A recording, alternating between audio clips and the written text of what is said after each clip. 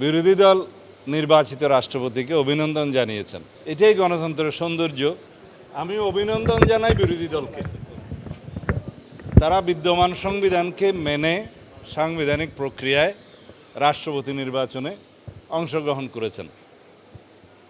বিরোধী দল নির্বাচিত রাষ্ট্রপতিকে অভিনন্দন জানিয়েছেন।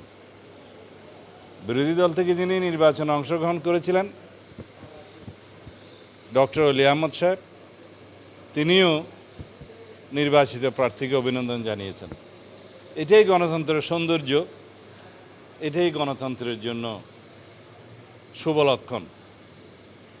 বিদ্যমান সংবিধান অনুযায়ী রাষ্ট্রপতির পদ শূন্য হলে নির্ধারিত সময়ে রাষ্ট্রপতির জন্য নির্বাচনের যে আইন আছে সেই আইন অনুযায়ী নির্বাচন কমিশন তফসিল ঘোষণা করেন এবং সেই তফসিল অনুযায়ী নির্বাচন অনুষ্ঠিত হয়েছে।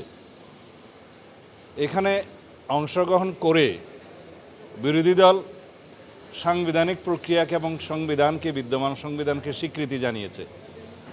সেজন্য তাদেরকে অভিনন্দন জানাই।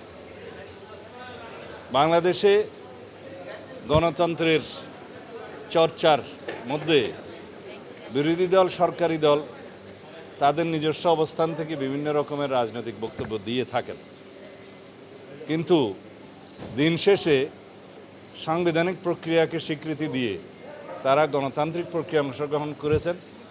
এটাই হচ্ছে গণতন্ত্রের জয়যাত্রা এবং গণতান্ত্রিক প্রক্রিয়াকে স্বীকৃতি দেয়া।